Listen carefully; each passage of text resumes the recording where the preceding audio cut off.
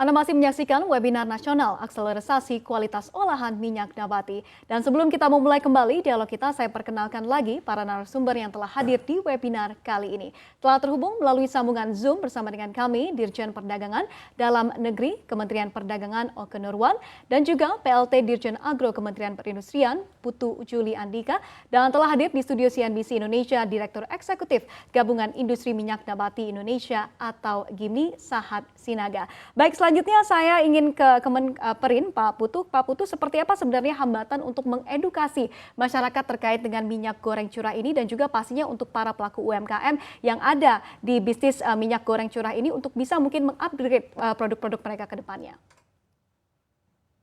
Terima kasih Bu Monika. Kalau mengedukasi, kalau kami di perindustrian ini kan membina industrinya.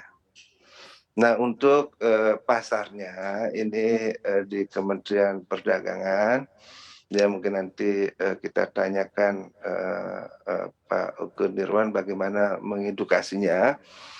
Ya, tapi bagaimanapun juga industri turut serta ya melakukan aksi untuk terus mengedukasi tentang product knowledge kepada masyarakat. Jadi industri ini sangat aktif ya untuk menyampaikan kepada masyarakatnya, ya pada buyernya, baik itu melalui promosi iklan maupun hal-hal yang lain, sehingga masyarakat yang penggunanya ini minimal dia tetap setia menggunakan produk dari industrinya, dan di sana ya udah tertera ya apa keunggulannya, ya kenapa ini. Jadi banyak sekali lah di ini, tapi itu yang dilakukan dari sisi industrinya ya. Nah, untuk yang edukasi yang lainnya ya, ini kalau kami lihat juga Pak Edi Bowo, nih Badan Pengelola Dana Sawit ini juga sering ya mengundang maupun melakukan sosialisasi, dan memang di ujung tombaknya tetap nanti Kementerian Perdagangan. Mungkin demikian Bu Monika, terima kasih. Baik, selanjutnya saya ingin ke Pak Oke dari Kemendak. Pak Oke, jika para pelaku usaha ini belum bisa untuk memenuhi persyaratan yang ada, apakah ada keringanan atau mungkin solusi yang ditawarkan? Begini, ini udah berjalan, tadi udah disampaikan, idenya sudah sejak 2010, kemudian 2014, kemudian ditunda-tunda lagi, dan kita sudah berbicara penuh, dan pada dasarnya pada saat itu adalah masukan dari pelaku industri dalam mempersiapkannya. Tentunya ada beberapa pertimbangan lain dari pemerintah, diantaranya inflasi dan sebagainya. Tapi saat ini kami pemerintah sudah menyatakan sudah cukup waktu masa transisi ini. Bahkan di Permendag yang terakhir itu diterbitkan bulan Maret tahun 2020. Artinya sampai tahun 2022, 1 Januari sudah cukup waktu. Bahkan ini awal tahun saya kembali ke Dirjen, menjadi Dirjen PDN, karena saya sebelumnya di eselon 1 yang lainnya. Saya langsung mengontak asosiasi, Pak Sahat termasuk. Saya tidak akan mundur lagi untuk masalah wajib kemasan. Jadi produsen tidak ada alasan lagi, karena masa transisi dari Permendag 36 aja sudah hampir 2 tahun. Kan? Bahkan dari ide Permendag yang awal, Permendag 80 itu 2014. Jadi semua sudah tahu, dan memang di sini ada kekhawatiran dari pelaku usaha, dan masih ada yang banyak bertanya, Pak ini mau dilanjutkan atau tidak? Ini adalah pasti. Saya tidak akan mundur lagi untuk ini. Karena apa? Ini adalah amanat masyarakat, amanat konsumen, ada amanat undang-undang. Kami diwajibkan untuk terutama Dirjen Perdagangan Dalam Negeri mengedarkan produk-produk yang aman, sehat, dan sebagainya. Halal tadi juga higienis. Nah, jadi ini nggak mundur lagi. Dan Dan karena beberapa kali penundaan itu, akhirnya pelaku usaha seperti yang dikatakan Pak Sahat, ini ada uncertainty, ada ketidakpastian. Apakah saya harus berinvestasi atau tidak, gitu kan? Dan tapi menurut saya, menyambung pertanyaan Mbak Monica tadi, tidak ada lagi toleransi.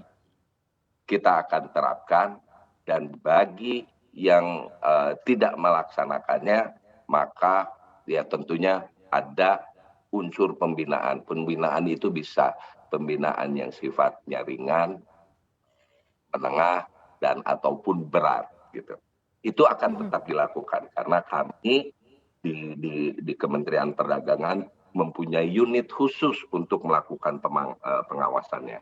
Kami punya Direktorat Jenderal Perlindungan Konsumen dan Tertib Niaga yang harus memastikan kesesuaian barang yang beredar sesuai dengan SNI yang tadi disampaikan Pak Putu. Jadi apabila ditemukan pelanggaran di pasar, tentunya kepada masyarakat kita berikan pembinaan, tetapi pada pelaku usaha wajib. Demikian jawabannya. Baik, Pak Sahat, tadi Pak Oke mengatakan Kemendak ini tidak akan mundur lagi ya terkait dengan hal ini, dan pastinya kita akan minta update-nya nih Pak. Apakah dari segi para produsen sudah siap, dan juga untuk stoknya sendiri nih untuk memproduksi minyak goreng dengan kemasan sederhana ini, apakah sudah tersedia stoknya? Baik, Bu Monica. Ini menarik sekali apa yang disampaikan oleh Pak Oke tadi.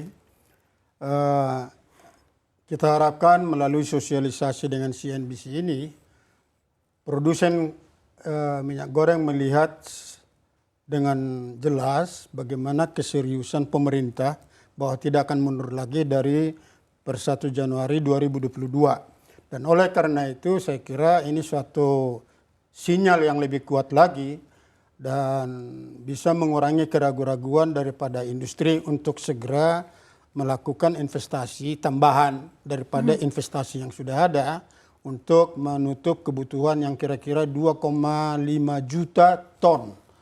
2,5 juta ton itu 2,5 miliar kilo, kira-kira 3,2 miliar liter. Itulah yang harus kita penuhi per tahun.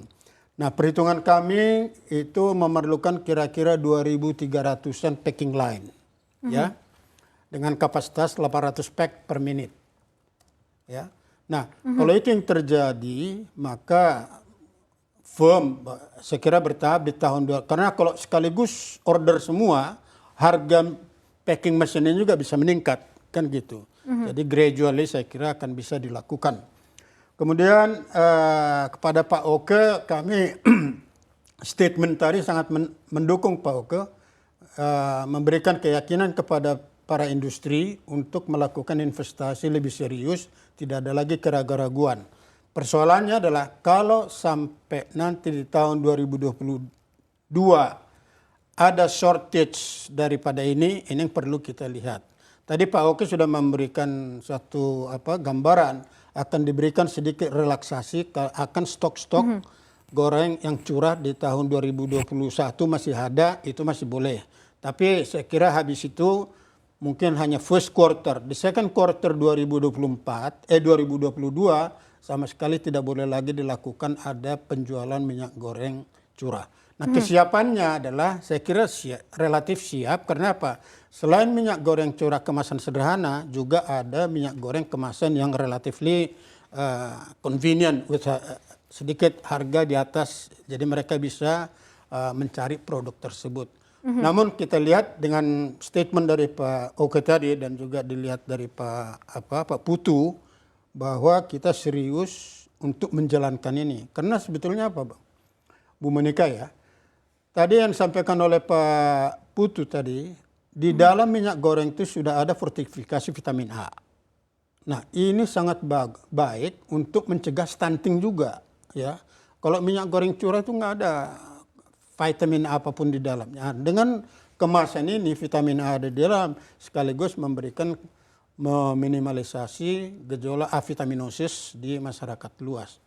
Jadi, nah minyak goreng yang di market upper class juga selalu ada vitamin A.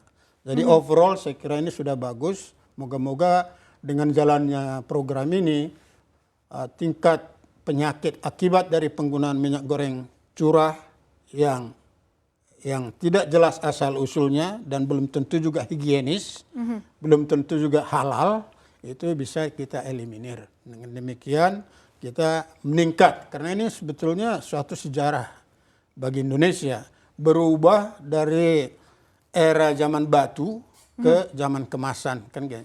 Kalau tradisional itu curah itu kan zaman batu, kita padahal masuk G20 lagi. Indonesia masuk G20 di internasional, masa masih menjual dengan minyak goreng curah gitu. Saya kira itu. Jadi kita dari industri Pak Oke mendukung full untuk menjalankan. Mendukung, siap, tapi secara bertahap ya, balik lagi seperti kata Pak Sahat tadi. Baik, Bapak-Bapak sekali lagi kita tahan terlebih dahulu dialog kita dan dialog di webinar nasional akselerasi kualitas olahan minyak nabati akan kami lanjutkan usai jeda berikut. Tetaplah bersama kami di CNBC Indonesia.